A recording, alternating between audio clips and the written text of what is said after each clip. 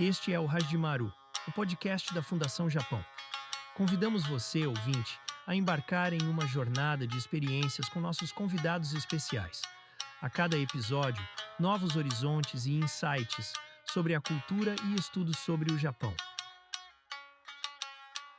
Olá, sejam muito bem-vindos a mais um episódio de Hajimaru, o podcast da Fundação Japão. Língua, cultura e estudos japoneses de uma forma acessível. Bom, aqui a proposta é trazer conteúdos relacionados às atividades da Fundação Japão e aproximar você do Japão. A Fundação Japão é uma instituição japonesa especializada em programas de intercâmbio cultural internacional. Com sede em Tóquio e 26 escritórios em 25 países, a Fundação Japão atua sob 3 pilares: intercâmbio artístico-cultural, ensino de língua japonesa e estudos japoneses e diálogo internacional. O escritório da Fundação Japão em São Paulo é o único no Brasil e agora traz para você Hajimaru, que uma vez por mês vai alternar assuntos como língua japonesa, cultura e pesquisa sobre o Japão. Esperamos que esse projeto seja uma porta de entrada para conhecer ou se aprofundar nos conhecimentos sobre a cultura japonesa. No episódio de hoje, nosso convidado é Hiro Kawahara. É ilustrador e diretor de arte há mais de 30 anos. O foco do seu trabalho é a ilustração infantil e estilizada, trabalhando para o mercado publicitário e editorial, e também como diretor de arte e 2D Lead Artist para games e animação. Iniciou a sua carreira como autor de quadrinhos há 11 anos, com 7 livros já publicados. Parsifal, publicada em 2017, ganhou o prêmio Cátedra Unesco PUC de Melhor Literatura Juvenil. A Sereia da Floresta venceu em 2025 o 18º Japan International Manga Awards, um dos maiores prêmios internacionais de quadrinhos, concorrendo com 715 trabalhos de 95 países. É também professor de desenho há 12 anos. Seus cursos têm propostas diferentes. Hiro-san, seja muito bem-vindo. Prazer é meu, obrigado. Hiro-san, como foi a sua trajetória profissional? Como é que você decidiu ser ilustrador, quadrinista, em vez de seguir a carreira de biólogo? Você era biólogo? Não, eu fazia faculdade de biologia na USP. E eu desisti faltando 4 meses para me formar. Isso foi em 87, 88, né? Então, eu conheci uma garota na faculdade, que eu fiquei apaixonada, e ela também estava na faculdade, só que depois ela largou, no ano seguinte ela largou e foi fazer faculdade de editoração na USP. Editoração que antigamente era a faculdade que cuidava da editoração de livros, revistas, né? E ela foi trabalhar, né, depois de um tempo, numa revista chamada Vida, da Editora 3, uma editora que não existe mais, né? E eu não desenhava nada naquela época, só que o nada que eu desenhava já era muito, né, para uma faculdade. Eu desenhava em canto de caderno, desenhava camiseta para os meus colegas, desenhava pôsteres para o centro acadêmico, né? Então, quando ela chegou, ela falou: lá onde eu estou trabalhando precisa de um desenhista, né, um ilustrador. E ela falou: tu quer tentar? Eu falei: vamos, né? Não tinha a mínima ideia, esse era o meu primeiro emprego. E quando eu cheguei na editora, né, era uma época que não sei de portfólio, não tinha nada para apresentar, e mesmo assim eles me deram um teste para fazer. E era um teste de fazer um repolho aquarelado, nunca tinha pego numa aquarela, não tinha a mínima ideia. Mas como essa garota ia trabalhar lá, eu era apaixonado por ela, eu falei: é um bom motivo de tentar aqui, né? Bom, de qualquer forma, assim, eu fiz o teste, levei na semana seguinte, estava muito ruim, retoquei lá, dentro de uma privada, dentro de um banheiro, retoquei a ilustração. Essa história é bem estranha, mas é verdadeira. E eu fui aprovado. E essa época era 87, 88. Então, hoje em dia, é impossível alguém trabalhar desse jeito, né? Conseguir começar a carreira de qualquer coisa de maneira informal. Então, eu comecei a trabalhar assim porque o salário também de desenhista para um cara júnior como eu dava para comprar um carro usado. Eu lembro que eu podia ter escolhido comprar uma Brasília usada com o meu primeiro salário. Então, imagina, né? Eu não tinha grana nenhuma na faculdade, né? Tinha garota que eu era apaixonado, ganhava bem. Então, não pensei 2 vezes de parar com a faculdade. Falei: por que eu vou fazer a faculdade, sendo que eu vou ganhar bem e desenhar, que naquela época eu achava que era o suficiente, né? Então, eu desenhei lá, não durei nem 2 anos, porque desenhava muito mal, mas eu tive o início do aprendizado de como ser ilustrador. Então, eu tive a sorte de ganhar um bom salário por 2 anos, e eu ainda tive professores maravilhosos, que eram os ilustradores que levavam os desenhos na redação, Brasil e Matsumoto. se você pesquisar, Brasil Matsumoto, ele foi o maior ilustrador da década de 70, 80, 90, e literalmente ele me ensinava a desenhar toda vez que ele passava lá. Ele me via chorando na prancheta, eu falei, por que tá chorando? Eu falei, eu não sei desenhar uma escada em espiral. Ele me ensinava. Então, por 2 anos eu tive esse início, eu descobri que isso era a minha grande paixão, né? Então, fiquei lá 2 anos, depois eu fui trabalhar em outros lugares, como ilustrador, como layout man, mas sempre agora focado com desenho. Então, biologia ficou para trás. Até quando eu comecei a trabalhar com propaganda, né, uma coisa que eu não escrevi aqui, que eu fazia as toalhinhas de bandeja do McDonald's, né? Então eu fiz por 25 anos. E eu também escrevia, eu pesquisava. Então a biologia entrou, né, a habilidade de escrever, de fazer pesquisa, entrou nesse trabalho. E aí, né, fui ilustrador nesse tempo, e só com 50 anos que eu decidi virar quadrinista, pelo grande motivo que quadrinho não dá dinheiro. Né? Então, se eu decidisse virar quadrinista logo de cara, que é a minha grande paixão, eu ia morrer de fome. Então, eu sempre fui deixando de lado a vontade de fazer quadrinho, mas quando chegou 50 anos, né, aquela crise da meia-idade, eu decidi dar aula e eu decidi fazer o que eu mais gostava, que era escrever histórias, né, criar histórias, desenhar histórias. E porque eu já tinha, né, uma vida meio estabilizada, aquela coisa toda, né, então ainda tinha um certo vigor, né, falei assim, então vamos trabalhar aqui. Então comecei a fazer história, gostei muito, descobri que essa minha não era desenho. Quando eu comecei a fazer quadrinho, descobri então que, na verdade, desenho era um caminho para chegar na contação de histórias. Porque hoje eu falo, olha, desenho é importante para mim, eu dou aula sobre isso, mas não é a minha paixão principal. Ele ainda não dá dinheiro, mas ele não dá prejuízo, né?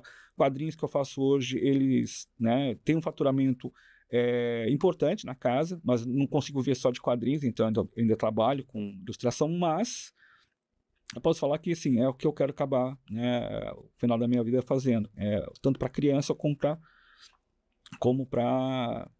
adulto mesmo, né? É uma paixão que eu tinha desde criança, retomada aos 50. E tem sido evoluído com o tempo. Então eu sinto mais orgulho, não que o desenho está ficando melhor como contador de história em quadrinho, mas que o roteiro está ficando melhor. Então é uma meta ainda, fazer mais pelo menos umas 4 ou 6 livros, até chegar nos 80 anos e aí eu me aposento. Iro, eu preciso te perguntar uma coisa que eu acho que deve ser a curiosidade de muitas pessoas. Você desenha muito bem. É um dom, assim, ou a pessoa desenvolve? Como é que é esse negócio do desenho? Então, não é dom. Não é dom, exatamente, né? Dom é um termo muito popular que muita gente acredita, né? Então, é muito fácil ver uma pessoa que canta muito bem, eu falo que é um dom. Né? Qualquer pessoa que você vê que faz uma coisa muito bem, isso é a característica de um dom, que a gente chama de dom, né? Uma pessoa que canta bem, que joga muito bem a bola, né? Que toca um ótimo instrumento, que tem uma fluidez para escrever, né? Tudo isso é prática. São anos e anos. A gente só vê o topo do iceberg, né? A gente não vê tudo aquilo que está embaixo, os anos de erro. E é tudo treino e muito erro, né? E quando a gente fala que é isso, né? A maioria das pessoas não se conforma, né? Dizendo, mas nossa, não, você é fora da curva, você é normal. Mas se você praticar a mesma coisa durante 30 anos, 20 anos, você vai ficar fora da curva nesse ponto também, né? Qualquer esporte. Então, não é questão de dom, é uma questão de muito, muito estudo, muito erro e muita resiliência, né? Porque vontade de desistir no caminho tem bastante. Porque toda vez que você aprende uma coisa nova, né, vai aparecer uma coisa mais difícil, né? E o desafio vai ser mais difícil, mas se você tiver um uso para isso, né? No meu caso, eu uso para quadrinhos, tem gente que vai usar para pintar quadro, tem gente que vai fazer isso como hobby, você vai desenvolver isso. Até cozinhar não é um dom, até cozinhar é uma questão de prática e treino, né? Então, infelizmente, não tem. É suor, estudo e resiliência, infelizmente. Porque muita gente, quando é criança, ainda para naquela casinha, né, com sol, Exato. passarinho, árvore. Uhum. Criança não tem julgamento de erro, né? Então, se você fala com uma criança de 5, 6 anos, ela vai fazer o desenho do pai dela. E ela fica, assim, muito, muito ansiosa de mostrar o desenho pro pai. E ela não questiona se o desenho daquele pai que ela fez é um desenho que tá certo, que tá errado. E geralmente tá errado, né? Porque é uma criança. A criança não tem coordenação motora, né? Então, mas ela não julga que o desenho está errado. O desenho dela é o pai, né? Por mais que tenha erros, que não seja o desenho fiel do pai, é o pai para ela. Então, essa é a grande diferença. E é isso que a gente perde quando a gente vira adulto. A gente perde essa capacidade de se envolver com o próprio desenho. Que aí sim, não há um dom, mas é uma questão de psicologia e de muita percepção. Porque se você também não se envolve com o desenho como uma criança, você vira muito duro, é muito técnico, né? E é por isso que você desiste, na verdade. A maioria das pessoas desiste de desenhar porque começa a ficar crítico. A partir lá para os 10, né, 7, 17, não, 13 anos, você começa a ter noção do que é certo e errado, né? Ou seu próprio pai começa a comparar, teu primo desenha melhor que você. E aí a criança não tem capacidade de avaliar isso de forma correta, então ela desiste. Porque, né, não vou chegar naquele ponto, né, naquela qualidade, né? A gente mesmo, né, você fala, olha, o meu desenho é de uma criança de 7 anos, porque você parou de desenhar aos 7 anos. Então você fala, eu nunca vou conseguir. Da mesma forma que eu falo, eu nunca vou conseguir tocar piano. Mas é só um dia falar, me dá 100 mil reais que eu toco esse piano em 2 meses. Porque é uma questão de prática. Então, é uma questão de vontade sempre. E, lógico, como toda habilidade, é curiosidade, né? Você tem que ter uma curiosidade para poder... Porque se você não tem curiosidade, você não vai atrás. Você não se envolve, né? Quando você se deu conta, assim, de ser quadrinista, você já, quando começou a fazer desenho, você sabia fazer essa distinção? Ah, hoje eu vou fazer desenho, mas o que eu queria mesmo é ser quadrinista, mas agora vou me focar nisso porque tem o retorno financeiro maior. Quando que foi que deu esse insight? Quadrinho é uma coisa que acompanha a gente desde criança, né? Então, assim, Maurício de Souza, nossa grande referência, Maurício de Souza sempre foi, mas a minha grande referência mesmo foi, né, mangá eu li pouco, né, mas tinha mangá em casa, porque eu nasci em Mogi das Cruzes, né, uma cidade com bastante imigrante japonês, então você tinha onde comprar mangá shonen lá, né, mas era caro, então eu assim, tive pouca referência a, sei lá, Doraemon, vamos dizer assim, posso dizer. Mas eu sabia o que era quadrinho, porque eu consumia muito quadrinho. Meu pai comprava quadrinho para mim.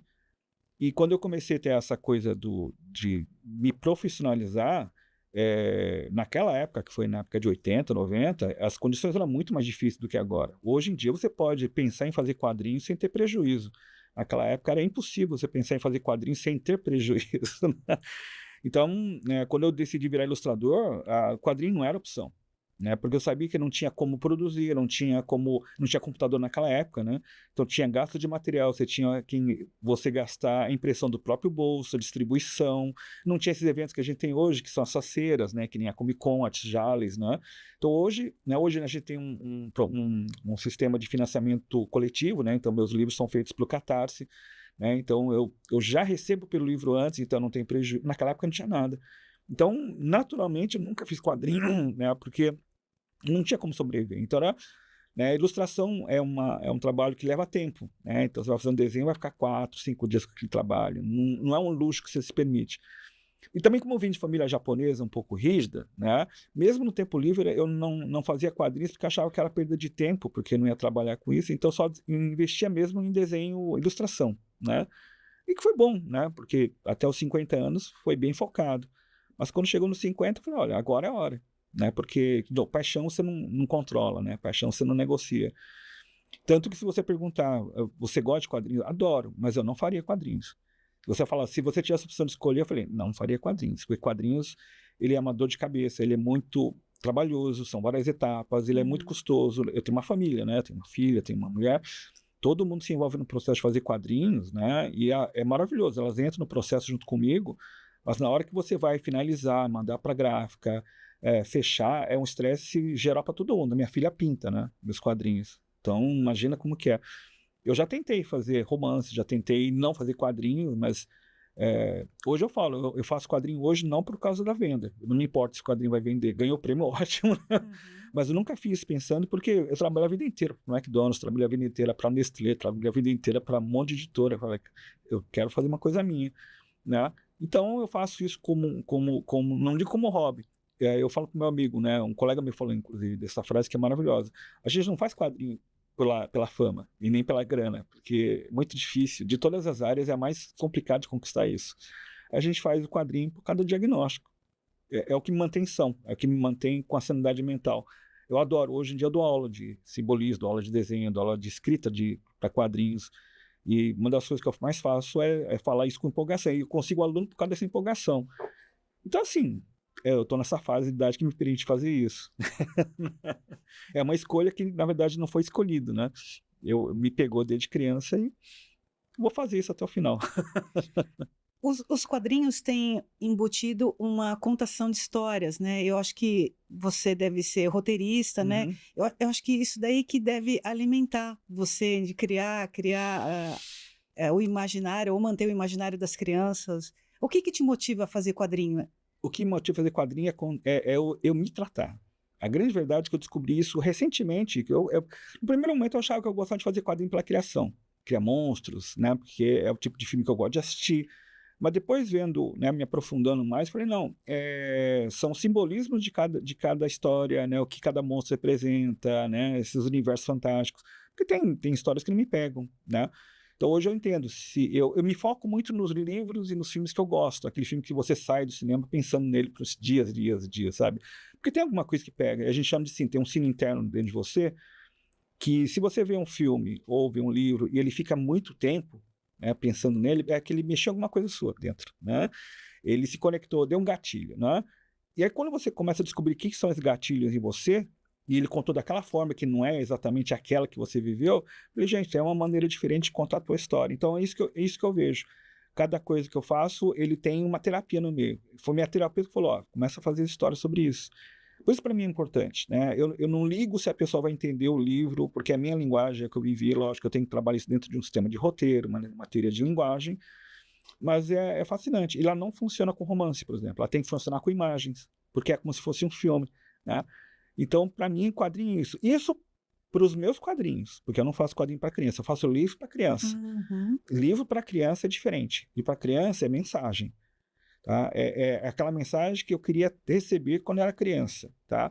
E eu sou, assim, não é que eu sou contra, mas eu sou, na verdade, pinto. Eu sou contra a infantilização de criança, idiotização de criança. Eu acho que criança tem uma compreensão das coisas muito maior do que a gente imagina. Tá? Eu tenho uma sobrinha que ela tem síndrome de Down e ela é impressionante como ela entende coisas. E ela age de maneira bastante infantil, porque ela fala, por que você está falando desse jeito? Você não fala isso comigo? Eu falei, porque as pessoas esperam que eu fale desse jeito com elas.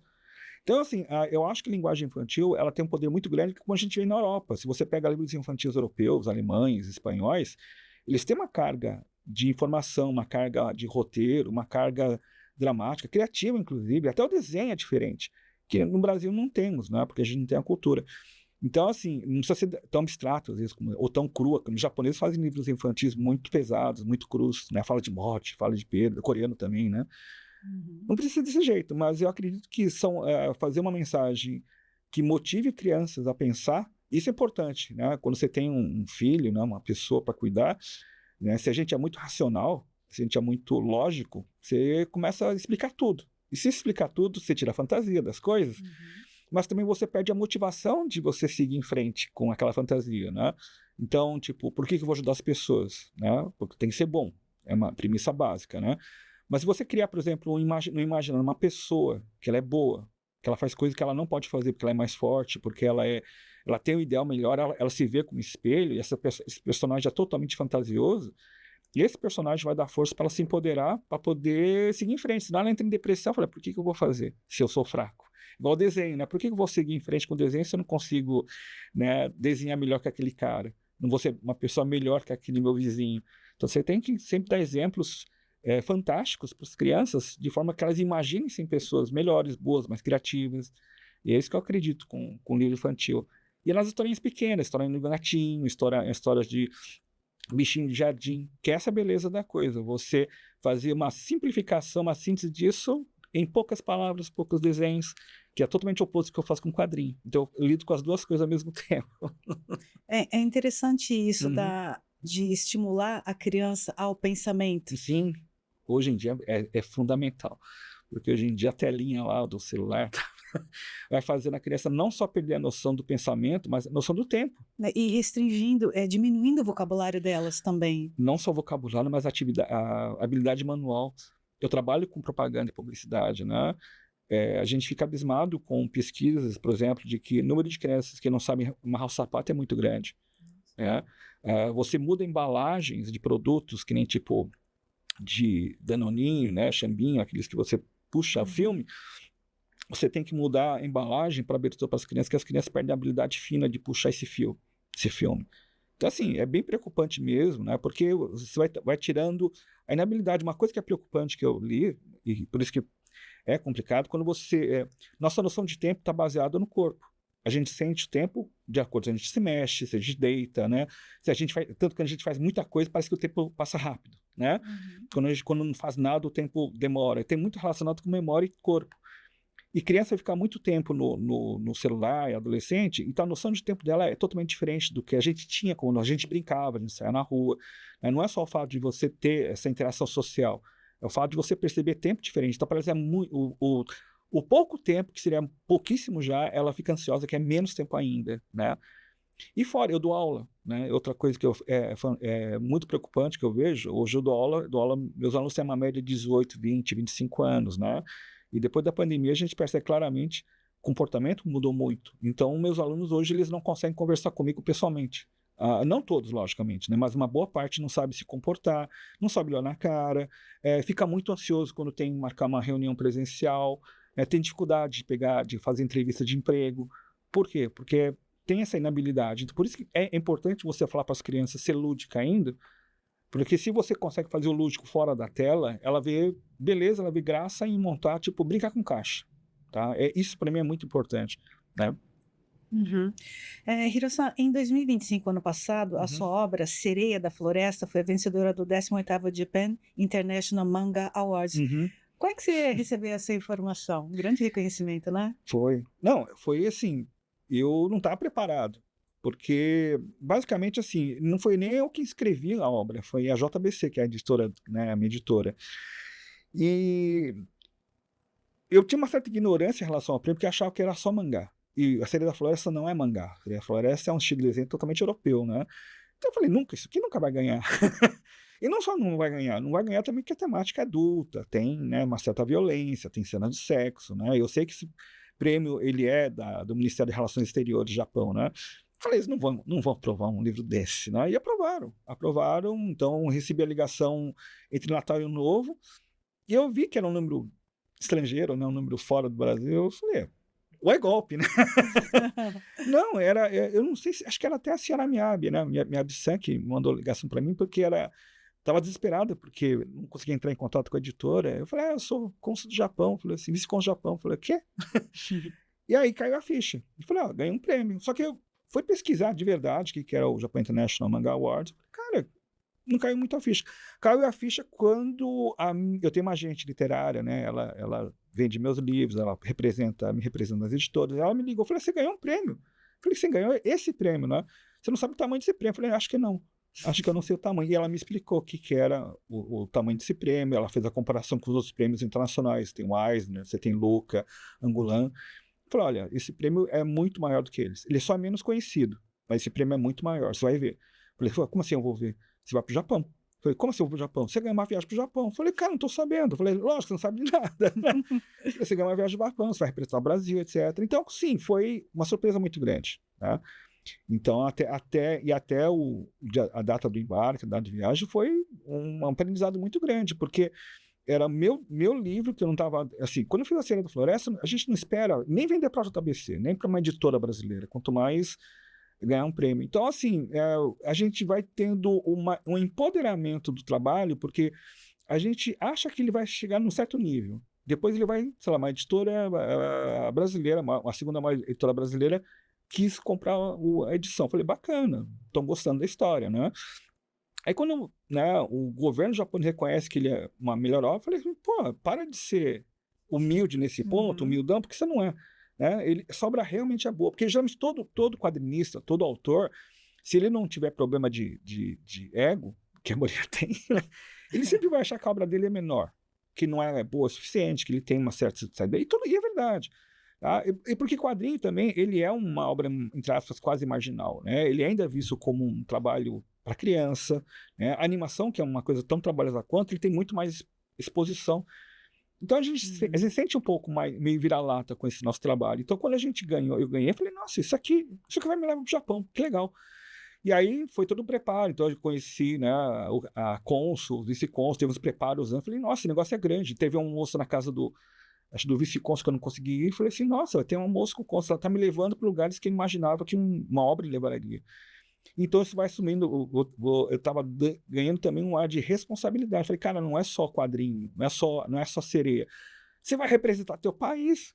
E, cara, tem uma coisa pior ainda, você é descendente japonês, você é sansei. E eles vão pegar, né? Eles vão questionar, vão querer saber sobre tua família. Então, tudo aquilo virou todo o processo de receber a notícia até o embarque e ser assessorado pela Japan Foundation, de me preparar, eu falei, olha, isso aqui dá uma boa história. Porque você está, de uma certa forma, você é obrigado a voltar para a terra dos seus avós, que saíram de lá por um motivo, e você volta com um prêmio. Então, tudo representando o país, tá?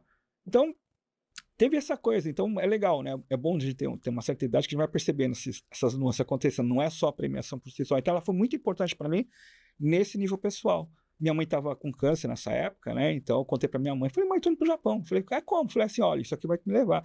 E isso que você falou que não dava dinheiro, isso que você falou que não era... Que minha mãe nunca gostou de quadrinhos, né? Isso aqui vai me levar pro Japão, né? Falei brincando, né? Mas assim, para jogar na cara dela também, falou, isso aqui... Então, assim, foi uma... Como é que fala? Foi um amálgama de coisas muito legais. E para mim, principalmente, né? Receber essa mensagem foi assim, tipo... Vamos lá, vamos seguir em frente. Você já tinha ido para o Japão não, antes? Nunca tinha ido. Como é que foi essa viagem, assim, a sua primeira vez? Assustador. Eu imagino, a primeira vez, voltar na terra dos seus avós, pela primeira vez. Sem falar japonês. Sem falar japonês e com esse reconhecimento. Exato. Não, é muito estranho, porque o DKC, quando ele vem aqui, né, a história do meu pai, eu estou fazendo agora a história do meu avô, né, que é uma história de sofrimento como todo imigrante, né? Então, quando a gente consegue conquistar um espaço aqui nesse país, né, como filho de imigrante, né, é porque nossos pais, os nossos avós passaram muita dificuldade, né? No caso dos meus pais, foi bem isso. Então, dá para falar assim, olha, eu sou a geração que eu tenha o privilégio de contar a história. Na minha família, eu sou um contador de história, sou um artista, entre aspas, né? Minha família inteira é feita de médicos, trabalho com finanças, né? Então, assim, mas eu falei, olha, aí alguém me contou, falei assim, olha, em toda a família tem alguém que registra essas coisas, né? Então, assim, eu nunca tinha ido para o Japão. Para mim foi um assustador no começo, porque foi muito rápido também. Mas, quando a gente chega numa certa experiência de vida, eu falei, isso aqui é um desafio, vamos lá, né? Ainda mais quando eu descobri que ia ser um evento, né, ministerial, governamental, oficial. Eu falei, tudo bem, mas há 12 anos eu dou aula, então improvisar na fala eu consigo. Então, assim, foi muito legal, porque eu já fui preparado, já levei um caderno para registrar pensamentos e ideias do que eu ia ter quando chegasse lá. E tive muitas. Inclusive, ontem assisti um filme chamado Família de Aluguel. Né? É um filme sobre um ator americano que mora no Japão. Ele vai trabalhar como ator servindo de família de aluguel para várias pessoas. Né? E achei maravilhoso, porque eu me senti... tudo aquilo que eu estava procurando, uma palavra no filme tem. Aquela sensação, só logicamente eu sou Nikkei. Descobri que lá no Japão eu sou Nikkei, né? E na verdade eu descobri também que eu poderia ter chamado de hentai. Hentai é um termo, né, para quadrinho adulto, mas descobri que hentai também é pessoa estranha. E no Japão eu fui considerado como uma pessoa estranha, porque eu falo bem, né, assim, relativamente bem, sou muito espontâneo, né? Para o Japão isso é muito estranho, né? Então, esse conflito de comportamentos, mais o conflito de pensamentos pessoais. Eu falei, eu estou aqui em Tóquio, né? Só vi isso em filme. Aí você vê, tenta conversar. Eu tentei comprar um óculos no Japão, né? Eu falei, não falo japonês, mas eu tenho Google Tradutor, eu falo inglês, ninguém fala inglês, tá? Então, nem com tradutor eu consegui comprar um óculos. Então, essa barreira da linguagem, isso me faz pensar muita coisa, né? O quanto você realmente tem direito, não direito, mas quanto você se pertence naquele lugar, o Japão, né? E muda radicalmente, então, aquela sensação de que eu sou, tipo, um gaidin dentro do Japão é muito forte, né? Então, eu comecei a ver que eu estava indo, no começo, comprando só em Combini ou, tipo, em McDonald's, porque era mais fácil pedir. Eu falei, não, vai lá, enfrenta a loja de lamen, né, que pega as coisas, mas sem entender. Porque é a sensação que você vai se excluindo. Falei, eu não falo a língua, não sei direito como se comporta. Ao mesmo tempo, na premiação, é uma coisa totalmente oposta, né? Você é levado num nível de celebridade, né? Não celebridade, mas a responsabilidade. Você vai lá o ministro, conversa com você, a pompa, a gente treina, né? Tem ensaio, né? Eu falei, uma coisa simples que é receber um prêmio tem ensaio. Eu tive que fazer o discurso E a minha intérprete, você fala bem, né? Mas pelo amor de Deus, não improvisa. Não improvisa. Eu peço pelo amor de Deus, não improvisa. Porque pro Japão improvisar não é legal. Ainda mais num evento oficial. E eu não estava acostumado com isso. Uhum. Então, quando você vê o tamanho do lugar que você está, no prédio que você está, com as pessoas em volta, tinha ministério, tinha ministro, tinha embaixador, tinha jornalista, tinha polícia, tá? Falei, olha, ainda bem que eu tô com 60 anos, porque acho que eu consigo assimilar esse choque térmico de cultura muito mais eficiente, porque se eu tivesse 30 anos, isso ia virar uma papa na minha cabeça, tá? Mas eu estou procedendo até agora, tudo isso que eu vivi, porque é muito importante, né? Tanto que eu voltei de lá decidido a fazer duas histórias, né? Que tenha coisa oriental como tema. É meio que retomar um pouquinho, abraçar um pouquinho a origem que eu tenho, né? E como eu falei, a terapia é para entender um pouquinho as coisas que eu senti lá. Né? Eu tenho um irmão, né? Meu irmão mora lá há 30 anos, né? Uhum. E eu converso lá, quando eu converso com ele, quando ele veio pro Brasil, né? Veio pro Brasil, eu converso com o Nihonjin, não converso com meu irmão. Aí ele é o Nihonjin que tem as mesmas memórias de infância que a minha, mas eu não consigo conversar com ele como brasileiro. Então, é bem legal esses conflitos. Eu gosto de pegar essas nuances de pensamento, porque se a gente vai no mais aparente, na beleza, na ordem, na organização que tem, né? A gente fica muito no superficial. Então eu gosto de, né, eu falava com o cara, você é assim todo dia, né? Na tua casa você é assim, né? Desse jeito? Não, em casa eu não sou desse jeito. Então foi uma experiência muito grande, assim, e uma responsabilidade muito grande. Seja a responsabilidade que eu tinha lá é muito grande. Toda hora me lembravam, não foge do ensaio, não foge disso, não é daquilo. Então foi legal. Ele é muito cerimonialista, né? Extremamente. Tem uma liturgia lá muito grande, muito grande. Como todo evento oriental, todo evento japonês, né? Ainda mais sendo feito pelo Ministério, né, das Relações Exteriores, obrigatoriamente tem que ser cerimonialista mesmo, né? Eu acho que uma coisa que o japonês, eu percebi lá, é que eles não é que se atraem, mas eles admiram essa coisa do brasileiro, o mesmo a gente Nikkei, admiram a espontaneidade, que eles Sim. são mais, como você disse, mais rígidos, mais cerimonialistas, Exato, né? né? Você é Sansei, terceira geração. Eu não sei se a criação foi mais rígida, eu acho que sim, porque o pai foi Nikkei, né? Uhum. Mas você acha que de alguma maneira a cultura japonesa influenciou o seu trabalho de alguma forma, seja, sei lá, para extravasar, falar sobre alguma coisa? Acho que sim, né? Com certeza sim, mas ele não é só em desenho, né? Nossa criatividade, é toda a formação familiar.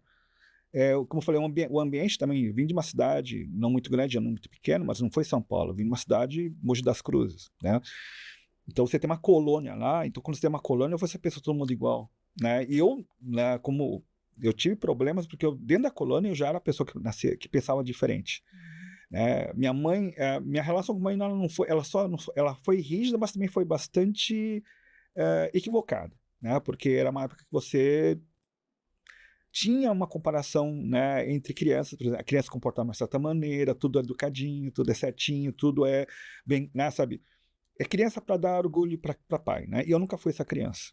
Eu fui sempre aquela criança que sempre fugia do estereótipo, aquela criança dava vergonha em festa, sabe? Então, ou porque fazia bagunça, ou porque não respeitava as regras, ou porque o oposto ficava enfurnado no canto desenhando e lendo. Então, desde criança ele me chamou de Jogochoi. Jogochoi é quando você está muito tabanado. Uhum. E tinha um termo que eu esqueci agora, que era equivalente a retardado, sabe? Minha mãe, não é num quiboso, me perdeu essa palavra. Mas era sempre, ou era o Jogochoi, porque era um estabanado, ou era tipo um retardado que ficava lá fechado no mundinho. Então, sim, isso veio da cultura japonesa. Eu acho que uma das coisas mais que me levou até agora, a coisa japonesa, que eu estou tentando quebrar agora com mais idade, é esse senso de responsabilidade, que meu pai me colocou muito, o japonês é responsável, o japonês é... Sempre assim, o japonês. E a gente vê, por exemplo, meu pai trabalhava feito um cão, entregava tudo direitinho, né? Mesmo com prejuízo para a saúde dele, mesmo prejuízo financeiro para casa, mas ele sempre respeitava a honra, né? E é importante, né? Então eu levei isso até hoje. Então, quando eu montei equipe para trabalhar em agência, eu montava no esquema japonês e falava, gente, tem que entregar isso amanhã, não importa como. Tudo bem, eu fazia certas concessões, mas falava, gente, vai ter que trabalhar até de madrugada. E hoje eu sinto muita culpa de ter feito isso com hoje são meus amigos, né, na agência. Eu falei, não precisa ser desse jeito. Então, assim, a influência que eu tive do Japão, eu estou reconectando agora, porque por fato de eu ter esse tipo de comportamento errático, até os 30, 40 anos eu tenho aquele japonês que fala, cara, eu não gosto de ser japonês, eu não quero ser considerado japonês, eu quero ser brasileiro, sabe? Mas isso não funciona, né? Tem olho, né? Eu chego no Japão, né? Ninguém te fala que você é um Nihonjin, né? Não é Nihonjin. Então não tem como fugir disso. Então depois dos 40 eu comecei a entender que a questão era de entender de onde eu vim, tá? Então, para isso era necessário estudar não só minha família, mas além da minha família. Foi quando eu comecei a estudar meu avô, a cidade onde eu vim, aí isso vem até da época do imigrante. É toda uma engrenagem de pensamento e filosofia que vai me arrastando. Então, de alguma forma, se hoje eu faço quadrinhos, é graças a isso que eu aprendi, do meu pai, que veio do meu avô, etc. Mas é obrigação minha também questionar, né? Não de forma rebelde. Não, eu falei, olha, que nem o japonês, ele não fala em público, né? Ele não questiona em público, ele é muito, né? Mas tem que ser assim, né? Lá no Japão tem, aqui não. Então, acho que essas coisas que eu trago hoje em dia nos desenhos, nas histórias, é esse questionamento de que, olha, que o Japão, por exemplo, o japonês, ele tem essa coisa aparente, que é o desejo, né?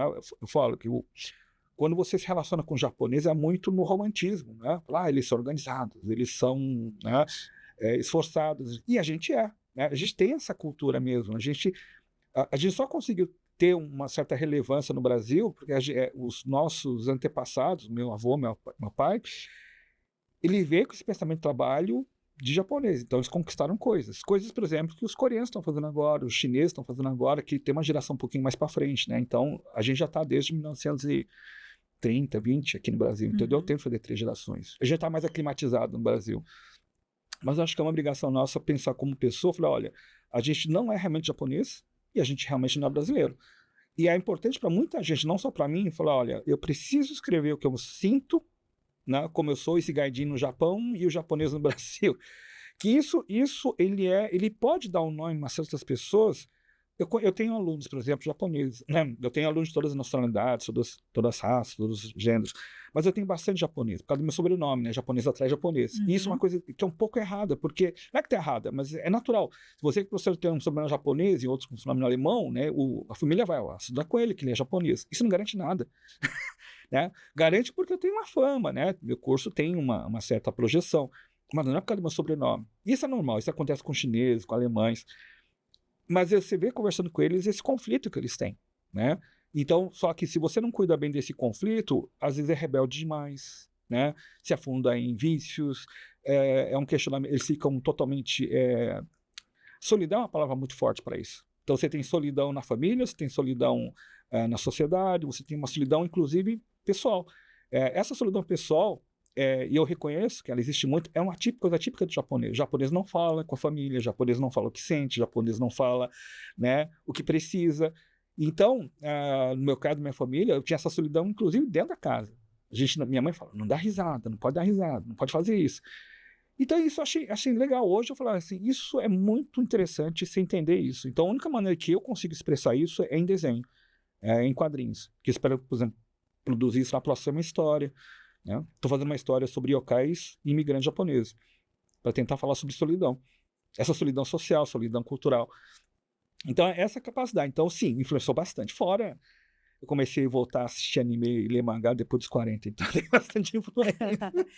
E o japonês tem essa coisa de se expressar de forma muito comedida. Muito. E quando ele fala, ele pensa muito nas palavras. Então, eu acho que por isso que eles se interessam tanto por animes e mangás, né? É uma forma de você se enxergar, talvez, nos personagens. Eu acho que sim, mas o anime... por isso que tem muito cosplay também, né? As pessoas Sim. são os personagens. Sim, é que no cosplay a pessoa ela pode ser quem ela não é, né? E quando a gente vai na Comic Con, né? Minha filha faz cosplays, né? É terapêutico. Fazer cosplay é uma coisa terapêutica. Você literalmente, em psicologia, você tem uma coisa chamada sombra, né? Tudo que você não admite, o japonês tem muita sombra, né? Assim, ele abaixa a cabeça, ele sorri para você, mas você nunca sabe o que ele tá pensando, né? E tem muita mágoa, muita raiva. E é o que ele faz? Ele extravasa isso com sexo, com bebida, com... sei lá. É muito bizarro, né? O comportamento... A pessoa fala, o japonês é a terra da bizarrice. É por causa dessa sombra. Sombra psicológica. Eles têm que, né? Tem que soltar isso em algum lugar. Sombra não é uma coisa que você esconde e engole e digere. Sombra é uma coisa que uma hora ela vai explodir. né? Então, aqui no Ocidente, a gente aprende, olha, assume. É muito mais fácil você ficar solto, ficar leve. Tá com raiva, grita, xinga mesmo, tá? Então, isso faz a gente ser um pouquinho mais... ter uma sanidade mental um pouquinho melhor. Não tão, mas um pouquinho melhor. No Japão, por exemplo, sanidade mental... Estava conversando com a minha intérprete. Ela fala que no Japão, saúde mental é um estigma. Se eu falo que eu tô com burnout, se eu falo que eu tô com TDAH, se eu tenho algum problema de saúde mental, ele é visto como um grande problema. Ele é estigmatizado com... Então, só isso você já percebe que a diferença cultural é tão grande, mas essa vontade de jogar isso, não de forma provocativa, mas de expor, falar, olha, não encara o japonês como um personagem estereotipado de mangá, anime, aquele que chega lá e limpa a escola e fica feliz, aquele que respeita a mãe e o pai é feliz. Não. Você tem nuances de comportamento cinzentas nesse hi toda hora, né? E é legal entender um pouco isso, para você ver o japonês como ser humano, não como um estereótipo japonês, que é bem isso, né? Você vê o japonês muito com estereótipo. Eu conheço muita gente, por exemplo, coreano. Tem muita aluna minha que é apaixonada por coreano por causa de estereótipo. Porque as pessoas, elas traduzem no personagem de dorama. Dorama. Quando você vê que, na verdade, a realidade é muito, muito mais obscura, muito diferente. Fala, gente, vocês têm que entender que não é querer ter um relacionamento com o coreano porque ele é coreano. É verdade. Né? Então, acho que isso é pouco falado dentro da cultura, da colônia japonesa, porque a colônia japonesa é justamente isso. É a maneira que o japonês se representa como um cara ordeiro, um cara organizado, um cara trabalhador. Isso para a colônia japonesa é extremamente importante. E eu reconheço que porque é isso que faz a gente ter esse tipo de liberdade, né? Por mais que existam preconceitos contra os japoneses, existem mesmo, mas nunca vai ser do nível que os negros, né, têm, sabe? Esse nível de agressividade violenta. A gente tem eu sei que a palavra está errada, mas esse certo privilégio das pessoas respeitarem a gente pelo que a gente faz, tá? Então, isso é um consenso geral.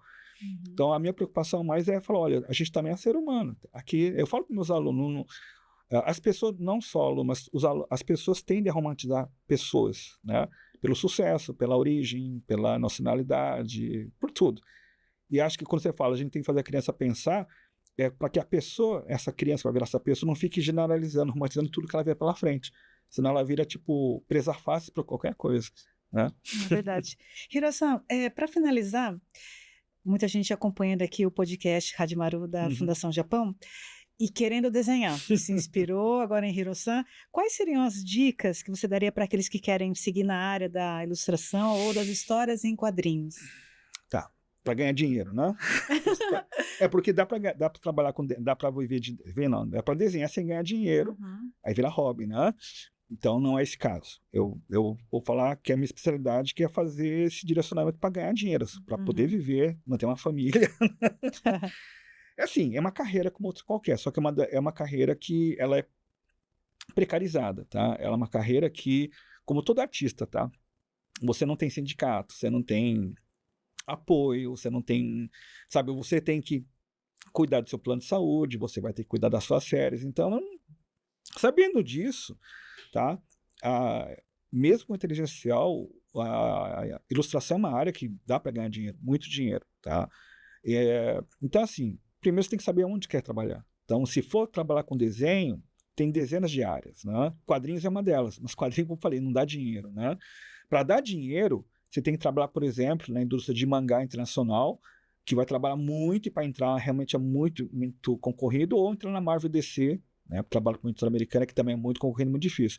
Mas em área de ilustração, você pode trabalhar com game, animação, você pode trabalhar com editoras, você pode trabalhar com ilustração científica, tem moda, você tem dezenas de áreas. Então, você tem que saber qual área você quer trabalhar, qual que você gosta de trabalhar. Porque sabendo qual é a área que você quer trabalhar, as áreas que você quer trabalhar, você vai montar um portfólio para essa área.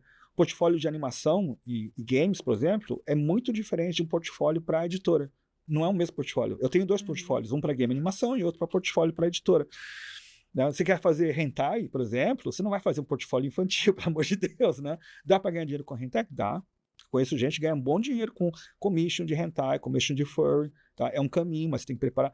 Então, assim, primeira coisa é saber, ter consciência de quem você é e onde você quer trabalhar, onde você quer ganhar dinheiro. Sabendo disso, treino, estudo, tem que olhar o que está sendo vendido, o que está sendo comprado, né? Por que as pessoas comparem tua arte, né? O que no teu portfólio tem que uma empresa gostaria de contratar você. Daí isso envolve muita pesquisa de mercado, né? Então tem que olhar o trabalho dos outros. E depois é estudo prático, estudo prático. A gente brinca que o portfólio nosso começa a ficar bom depois do terceiro portfólio. Ou seja, depois de você mexer nele 3 vezes, aí na terceira vez ele já está muito bom, tá? Então, ele vai precisar de... É uma das profissões que mais exige autocrítica, como toda arte, né? Uhum. Vai precisar de bastante treino, bastante repertório. Então, assim, não adianta ficar frustrado. Um ilustrador com 2 anos de carreira, ele é muito, mas muito inferior do que esse mesmo ilustrador com 10 anos de carreira. E esse ilustrador com 10 anos de carreira, ele é muito inferior do que o ilustrador de 30 anos de carreira. Então, é uma carreira, né? Como toda carreira de arte, que ela só vai... Ela tende a evoluir com o tempo. Então, não adianta você querer ser o the best logo de cara, que não tem... Perfeição é um conceito que não existe, né? Senão, eu tenho alunos que estão há 6 anos montando portfólio, estão sobrevivendo à custa dos pais, porque falaram, meu portfólio não é perfeito. Eu falei, cara, não existe perfeição. Então, não espera para a perfeição. É trabalhar dentro do possível, mas, de novo, é muito treino, muito estudo e também muito contato. Porque se você tem um portfólio só bonito, né, legal, não significa que você vai trabalhar, você tem que conhecer gente, né? E conhecer gente é a parte que mais apavora todo mundo, que envolve você literalmente conhecer gente e apresentar seu trabalho para pessoas conhecidas, né? Ser conhecido no meio, né? Então, ele é literalmente como você construir uma casa, né? Trabalhoso quanto, custoso quanto, mas, né, um dos caminhos legais de trabalhar com a arte é que hoje em dia eu vejo que interesses pessoais, ou seja, você montar a tua história, você criar tuas histórias, as chances disso abrir caminhos, abrir possibilidades é muito grande, tá? O que a gente chama de arte autoral, né? Por exemplo, você quer virar autor de livro infantil, e livro infantil, por exemplo, não vou falar a palavra dinheiro, que está errado, mas carreira em autor e ilustrador de livro infantil, ela tem muito mais potencial de existir uma carreira do que quadrinista. Porque você tem um comércio, né? Você tem um mercado editorial de livros infantis gigantesco. É um dos mercados que mais está estável, né? Ele não diminuiu. E ele é uma área de trabalho que ele é muito valorizada na Europa. Você tem a Feira de Bolonha, você tem a Feira de Frankfurt. Então você tem caminhos. Eu sou agenciado, né, por duas agências de ilustração. Todas as agências de ilustração procuram um estilo infantil para trabalhar. Então, é nessa área que eu falo, olha, se você desenvolver teu traço, a tua maneira de contar a história, a tua maneira de pintar, a maneira de desenvolver personagem, também é um caminho muito grande, mas você tem que ter interesse. Não só falar, então como é que eu faço? Então não falo, como é que eu faço para ganhar dinheiro com isso? Eu falei assim, você tem que fazer o quê? Montar um portfólio bom. Só vai montar um portfólio bom com as coisas que você gosta. Quando eu fiz os livros, as ofertas de trabalho que eu tive depois de fazer quadrinhos mudaram. Então, eu consegui ter mais oferta de trabalho depois que comecei a fazer Parsifal. Na Cena da Floresta não, mas Parsifal abriu muitas portas para o mercado de editora livre infantil. Então, dependendo da área que você faz, né, o quadrinho também serve como uma alavanca. Uhum. Mas precisa de orientação. Não é o tipo de profissão que você consegue fazer sozinho dentro do quarto. Você tem que pedir muita orientação, como toda profissão. Tá? Você falou agora sobre inteligência artificial, Uhum. e também logo em seguida você falou uma coisa interessante que é nada supera o contato humano Sim. e essa contação de histórias. Eu acho que isso daí resume bem, porque hoje as pessoas acham que vão usar a inteligência artificial, Uhum. mas você falou, você está na profissão já há 30 anos, nada supera essa coisa humana, do contato, do Exato. repertório. Contato humano para vender seu trabalho é fundamental. Isso a inteligência artificial não tem como fazer. Não tem nem espaço. Você vai pedir para o ChatGPT, olha, me tem contato com o editor, né, o chefe, né, de editoração em tal lugar. Não faz isso. A pessoa vai querer... A editora quer ver teu caráter. Né? Estúdio de animação quer ver o quanto você é comprometido, o quanto você é criativo. Tá? É a fala. Eu indico o aluno para trabalhar comigo ou pelos estúdios porque é indicação, porque eu conheço ele, eu sei que ele não for. Então, isso inteligência não vai avaliar teu perfil. E inteligência artificial tem uma coisa muito, muito importante, porque inteligência artificial, para as grandes empresas, existe uma rejeição muito grande ainda, porque assim, a inteligência artificial ela é tão desenvolvida hoje que ela tem uma percepção que ela empobrece o trabalho que você usa ele. Porque, basicamente, o mesmo sistema de renda, mesmo esquema de imagem, mesma aparência, ela é similar. Então, as grandes editoras têm essa sensação de que o uso da inteligência artificial, por mais que seja bom, porque diminui custo, a sensação geral do público, principalmente lá fora, o europeu, principalmente, ela sabe, olha, isso aqui é coisa de baixa qualidade. Tá? Geração Z, que é essa última geração nossa, né, por mais que a publicidade fala que tem um apego, não. O consumo de produto da geração Z é muito baixo em produtos feitos com inteligência artificial. É tipo 40%, que ainda é alto, mas 60% dessa geração rejeita material feito em inteligência artificial. Então é como uma coisa do japonês. Ó, tem que olhar o lado realista das coisas para você entender que tem caminho. Você não fala, não tem mais jeito, acabou tudo, vou virar pasteleiro. É fácil falar isso. Não, não é. Hiro-san, muito obrigada pela sua presença e Obrigado pela nossa vocês. conversa. Obrigado vocês. Eu, Moemi-san, conversei com Hiro Kawahara. Se você gostou desse conteúdo, convide seus amigos que também se interessam por cultura japonesa. Além do podcast Hadimaru, a Fundação Japão em São Paulo apresenta muitos conteúdos de estudos japoneses no site. Visite e acompanhe todas as novidades. E claro, venham conhecer a Biblioteca da Fundação Japão em São Paulo, um acervo totalmente voltado para quem quer saber mais sobre a cultura japonesa, e fica na Avenida Paulista 52, no 3º andar. Obrigada pela sua audiência e até o próximo episódio.